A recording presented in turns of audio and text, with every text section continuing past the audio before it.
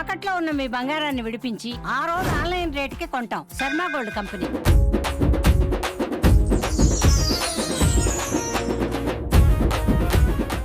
నమస్తే, welcome to Suman TV. నేను పద్మిని. ప్రస్తుతంతో పాటు ప్రముఖ ఆధ్యాత్మికవేత్త, దత్త ఉపాసకురాలు, శ్రీపాద శ్రీవల్లభ దత్తపీఠం వ్యవస్థాపకురాలు శ్రీమతి లతా దత్త గారు మనతో పాటు ఉన్నారు. మాట్లాడదాం అక్క. నమస్తే అక్క.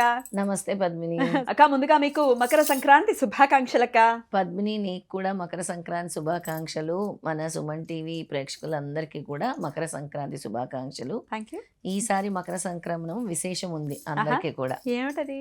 మకర సంక్రమణం ఈసారి అనురాధ నక్షత్రంలో వృషభ లగ్నంలో జరుగుతుంది. అందరికీ కూడా ఆయుర ఆరోగ్యాలు చక్కగా ఉంటాయి. అలాగే ఈసారి ప్రభుత్వాలు ఏవైతే ఉన్నాయో అవి స్థిరంగా ఉంటాయి. ఓకే. కానీ కొంత భయంతో ఉంటారు జనాలు. అంటే ఈ మనకి ఈ ట్రాన్సిట్ అనేది అలాంటి రిజల్ట్స్ ఇస్తుంది అనమాట. Okay, right. సూర్యుడు మకర రాశిలోకి ప్రవేశించినప్పుడు ఆ గడియలు బట్టి ఇలాంటి ఫలితాలు ఉంటూ ఉంటాయి. ఓవరాల్గా చాలా బాగుంటుంది. మనకి పాడి పంటలు అన్నీ కూడా బాగుంటాయి. పంటలు సమృద్ధిగా పండుతాయి. పంటలు ఉంటేనే కదా మనకి, ఖచ్చితంగా. లేదంటే ఆ కరువు కాటకాలు ఇవన్నీ వస్తాయి. అవి లేకుండా ఈ సంవత్సరం మనకి సూర్య భగవానుడు అనుగ్రహిస్తున్నాడు. ఇక ఉత్తరాయణం పుణ్యకాలం కూడా మొదలైపోతుంది. ఇంకా మొదలవుతుంది. అయితే క్యాలెండర్స్ లో చూసుకుంటే 14, 15, 16 పండుగలు అని చెప్పి రాయటం జరిగింది. మరి ఎప్పుడు చేసుకోవాలి పండగ? 14 మధ్యాహ్నం నుంచి వస్తుంది కాబట్టి పితృదేవతలకి, ముఖ్యంగా పితృదేవతల ఆరాధన చేసుకోవటము, పితృదేవతలకి ఆర్ఘ్యాలు వదలటం, ఇవన్నీ 14 సూర్యాస్తమయం లోపలే చేసుకోవచ్చు. అదే సంక్రాంతి అంటే 14 మధ్యాహ్నం నుంచి వస్తుంది కాబట్టి సూర్యోదయంలో చేసుకుంటాం అన్న వాళ్ళందరూ కూడా మర్నాడు చేసుకుంటారు. 15వ తారీఖు చేసుకుంటారు సంక్రాంతి. ఆ మర్నాడు కనుమ వస్తుంది అనమాట.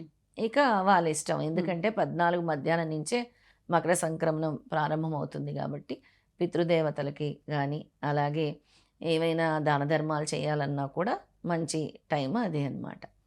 ముఖ్యంగా మకర సంక్రాంతి అప్పుడు చేయాల్సిన పనులు ఏంటి? అందరూ కూడా ఇల్లు శుభ్రం చేసుకుంటారు. వాళ్ళు శుభ్రంగా కొత్త దుస్తులు ధరిస్తారు. అలాగే పెద్దల్ని తలుచుకొని పెద్దల పేరు మీద కూడా వస్త్రాలు, ఇవి మా తాతగారికి పెడుతున్నాము, పెద్దలకి బట్టలు, పెద్దలకి బియ్యం పోయటము. అలా ఎవరికి పెడతారు? పెద్దలకు బట్టలు పెట్టడం అంటే పెద్దలకంటే భగవంతుడి దగ్గర పెట్టేసి ఎవరికైనా పంచి పెడతారు. లేదా ఉంచుకోవాలంటే ఉంచుతారు. అలా ఉంచేసి ఎవరైనా వచ్చినప్పుడు కూడా ఇస్తారనమాట. పెద్దల పేరు మీద మిమ్మల్ని మేము గుర్తు చేసుకుంటున్నామని గ్రాటిట్యూడ్ చూపించి ఏదో ఒక మంచి పని పెద్దల పేరు మీద చేయాలి. అలాగా ఆ రోజు పితృదేవతా స్తోత్రం చదువుకోవాలి. నేను చెప్తాను తర్వాత. అలా చదువుకోవటం వల్ల ఆ రోజు పితృతర్పణాలు వదలటం వల్ల అశ్వమేధ యాగం చేసిన ఫలితం, 1000 అశ్వమేధ యాగాలు చేసిన ఫలితం వస్తుంది. అలాగే మనకి శుభాలను కలుగజేస్తుంది. వాళ్ళ యొక్క దీవెనలు కూడా మనకి ఇస్తుంది. అలాగే ఆ రోజు సూర్య భగవానుడి ఆరాధన, అలాగే ఎవరికైతే శని దోషాలు, సూర్య దోషాలు ఉంటాయో ఆ రోజు సూర్య ఆరాధన వల్ల శని దోషము, సూర్యదోషం కూడా చాలా తగ్గుతుంది. ఆ ఎఫెక్ట్ అనేది చాలా వరకు పోతుంది అనమాట. ఆ రోజు షట్తిల ఏకాదశి కూడా రాబోతోంది. షట్తిల అంటేనే మనకి అందులోనే ఉంది షట్తిల అని. నువ్వులు షట్తిల అంటేనే. అందుకే ఆ రోజు ప్రత్యేకంగా నువ్వులు, నల్ల నువ్వులు కింద ప్లేట్లో వేసి పైన ఆవు నెయ్యితో దీపం వెలిగించి ఆ మర్నాడు ఆ నువ్వుల్ని తెల్లటి అన్నం వండి అందులో ఆ నల్ల నువ్వుల్ని వేసి కాకులకు ఆహారంగా లేదా పక్షులకు ఆహారంగా పెట్టాలి. అయితే మనం ముందు రోజు సంక్రాంతి రోజు దీపం పెడతాం రా, నువ్వుల మీద మట్టి ప్రమిద పెట్టి లేదా దీపము ఆవు నెయ్యి వేసి దీపం వెలిగించి మర్నాడు కనుమ రోజు తెల్లటి అన్నంలో వండి ఈ నల్ల నువ్వులు వేసి పక్షులకు ఆహారంగా వేయాలి. మనకుండే దోషాలన్నీ పోతాయి. పక్షులకి లేదా కుక్కలకి ఆహారంగా పెడితే చాలా మంచిదన్నమాట. మనకుండే దోషం అంతా కూడా పోతుంది. ఇంకా ఆ రోజు రంగవల్లులు, అందమైన రంగవల్లులు, గొబ్బెమ్మలు, అలాగే పతంగులు, అలాగే సంక్రాంతి లక్ష్మి పూజ, కొత్తగా పాడి పంటలు వచ్చినవన్నీ కూడా పెట్టి పూజిస్తారు. ఏవైతే పండిస్తారో రైతులు వాటన్నిటిని కూడా పూజిస్తారు. ఇక ఆ రోజు చదువుకోవాల్సిన మంత్రాలు చెప్తాను. విశేషంగా సూర్య భగవానుడికి ప్రతి ఒక్కరూ తర్పణం వదలాలి. ఎవరైనా సరే వదలొచ్చది తర్పణము. మీకు ఆయుర ఆరోగ్యంతో ఉండాలి, అలాగే మీకు కోరిన కోరికలు లేదా ఉద్యోగంలో ఉన్నతి పదవులు అధిరోహించాలన్నా కూడా ఈ దీర్ఘకాలికంగా ఉండే వ్యాధుల నుంచి ఉపశమనం పొందాలన్నా కూడా సూర్యభగవానుడి అనుగ్రహం అవసరము. ఆ సూర్య మంత్రం ముందు చెప్తాను నేను, తర్వాత పితృదేవతా మంత్రం కూడా తప్పకుండా చెప్తాను. తప్పకుండా. ఓం హ్రీం హ్రీం సూర్యాయ సహస్ర కిరణాయ మనోవాంఛితం ఫలం దేహి దేహి స్వాహ. ఈ మంత్రం ఒకటి చదువుకోవాలి. దీంతో పాటు సూర్యభగవానుడి యొక్క 12 నామాలని మనం స్మరించాలి.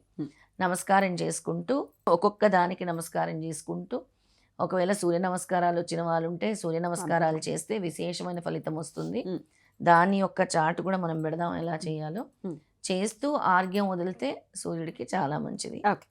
ఓం మిత్రాయ నమః, ఓం రవయే నమః, ఓం సూర్యాయ నమః, ఓం భానవే నమః, ఓం ఖగాయ నమః, ఓం పుష్ణే నమః, ఓం హిరణ్యగర్భాయ నమః, ఓం మరీచయే నమః, ఓం ఆదిత్యాయ నమః, ఓం సవిత్రే నమః, ఓం ఆర్కాయ నమః, ఓం భాస్కరాయ నమః. ఈ 12 నామాలు ఆ రోజు ఒక్కసారి స్మరించినా కూడా చాలా మంచిది. ఆ రోజు ఒక్కసారి ఈ 12 నామాలు స్మరించడం వల్ల మనకి సూర్యుడి యొక్క ఎనర్జీ తీసుకుంటాం, సూర్యుడి యొక్క శక్తి పొందుతాము. అలాగే మనకి ఉండే ఈ ఏవైతే ఎనర్జీస్ ఉన్నాయో, ఏవైతే ఆరోగ్య సమస్యలు ఉన్నాయో అన్నీ కూడా తొలగిపోతాయి అన్నమాట. అలాగే మనకు ఉండే దోషాలన్నీ కూడా సూర్య భగవానుడు తొలగిస్తాడు. ఈ 12 నామాల్లో కూడా ఒక్కొక్కటి ఒక్కొక్క స్పెసిఫికేషన్ ఉంది. అంటే మనం ఎప్పుడైతే సూర్యుడిని ఆ పేరులతో స్మరిస్తామో ఆయన మనకి ఇమ్మెన్స్ బ్లెస్సింగ్స్ ఇచ్చి వెంటనే మనకు ఉండే దోషాలు కూడా తొలగిస్తారు. ఎందుకంటే సూర్యుడు మారుతున్నాడు కాబట్టి ఆ సమయంలో మనం జపించాల్సిన ఈ 12 నామాలు, అలాగే మనకు కావాల్సిన సూర్యభగవాన్ని అడిగి ఆర్ఘ్యం వదలటము, పితృదేవతలకు కూడా నీటిలో నల్ల నువ్వులు వేసుకొని అలాగే కొద్దిగా బెల్లం కూడా వేసుకొని విడిచిపెడితే చాలా మంచిది.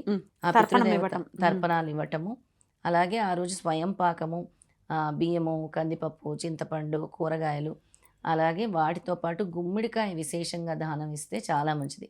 గుమ్మడికాయ మరవద్దు. గుమ్మడికాయ ఇవ్వటం వల్ల చాలా మీకు ఉండేటువంటి అన్నీ కూడా తొలగిపోతాయి. ఆ దానం కూడా మీకు మంచిది, ఇచ్చిన వాళ్ళకి తీసుకున్న వాళ్ళకి కూడా మంచిది అనమాట. పితృదేవతలకు చదవాల్సిన స్తోత్రం నేను చెప్తాను, దాన్ని డిస్ప్లేలో ఉంచితే అందరూ చదువుకొని చేస్తారు. అలాగే. నమః పిత్రే జన్మదాత్రే సర్వదేవమయాయ చ సుఖదాయ ప్రసన్నాయ సుప్రీతాయ మహాత్మనే సర్వయజ్ఞ స్వరూపాయ స్వర్గాయ పరమేష్టిని సర్వతీర్థ అవలోకాయ కరుణాసాగరాయ చ. ఈ విధంగా ఉంటుంది ఈ స్తోత్రము. ఈ స్తోత్రం పఠించడం వల్ల యస్య ప్రణామ స్తవనాత్ కోటి సహ పితృతర్పణం, ఆ రోజు పితృతర్పణం ఇస్తూ చదవటం వల్ల కోటి పితృతర్పణాలు ఇచ్చిన ఫలితము. అలాగే కోటి సహ పితృతర్పణం అశ్వమేధస తైస్తుల్యం తస్మై పితృన్నమో నమః, అశ్వమేధ యాగం చేసిన ఫలితం కూడా ఇస్తారు. ఇదం స్తోత్రం పితృ పుణ్యం యః పఠేత్ ప్రయతో నరః ప్రత్యుహం ప్రాతుద్ధాయ పితృశ్రాద్ధాదిని అని చదువుకోవచ్చు అనమాట. అలా పితృతర్పణాలు ఆ మంత్రాన్ని డిస్ప్లే చేద్దాం. తప్పకుండా అక్క.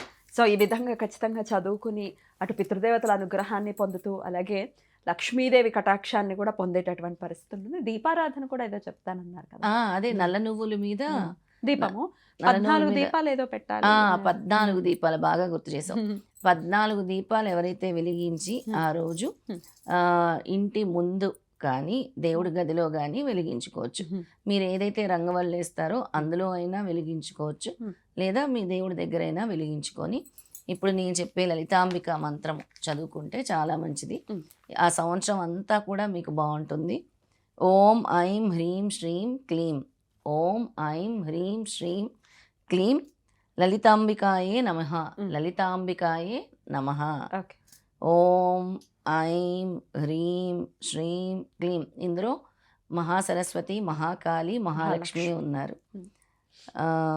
లలితాంబికాయే నమః చదువుకోవటం వల్ల సర్వ గండాల నుంచి కూడా అమ్మవారు రక్షిస్తారు, మనకి సర్వ ఆపదల నుంచి రక్షిస్తారు. అలాగే సుఖ సంతోషాలను ఇస్తారు, ఎల్లవేళలా రక్షణగా మన కుటుంబానికి ఉంటారు అమ్మవారు. ఆ 14 దీపాలు వెలిగించి ఎవరైతే ఈ స్తోత్రాన్ని 108 సార్లు జపిస్తారు. అద్భుతం అక్క, చాలా బ్యూటిఫుల్గా ఎక్స్ప్లెయిన్ చేశారు. ఖచ్చితంగా ఇవన్నీ కూడా చేసుకుని అటు ఉత్తరాయణ పుణ్యకాలాలు ఇక మొదలైపోతాయి కాబట్టి ఈ సంక్రాంతి నుంచి ఉండేటటువంటి ఇంకా ముహూర్తాలు కూడా స్టార్ట్ అవుతాయి. మాఘమాసం వచ్చేస్తుంది కాబట్టి ఇక నెక్స్ట్.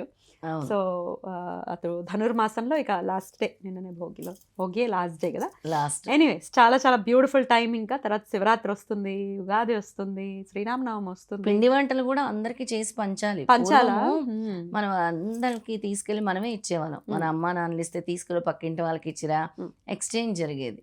అలా ఇవ్వటం కూడా మంచిది. నువ్వులతో చేసిన అరిసెలు మనం పంచిపెట్టడము, అలాగే లడ్లు, అలాగే మనము జంతికలు అంటాము, అవును, చెక్కలు అన్ని అన్ని అంటాం. పిండి వంటలు. అన్ని ఎక్స్చేంజింగ్ అనమాట. ఎక్స్చేంజ్ చేసుకోవటం, రిలేషన్స్ కూడా పెరుగుతాయి ఆ కదా, రిలేషను, కమ్యూట్ అవటము, కలిసిమెలిసి ఉండటము, కొత్త బట్టలు ధరించటము, అందరు కలిసి ఆడుకోవటం, పాటలు పాడుకోవటం, ముగ్గులు వేయటం, ఇది మాత్రం కంపల్సరీగా చేస్తే చాలా మంచిది. చాలా బ్యూటిఫుల్ గా ఎక్స్ప్లెయిన్ చేశారు. కృతజ్ఞతలు. మరొకసారి మీకు మకర సంక్రాంతి శుభాకాంక్షలు తెలియజేస్తూ నమస్తే అక్క. నమస్తే.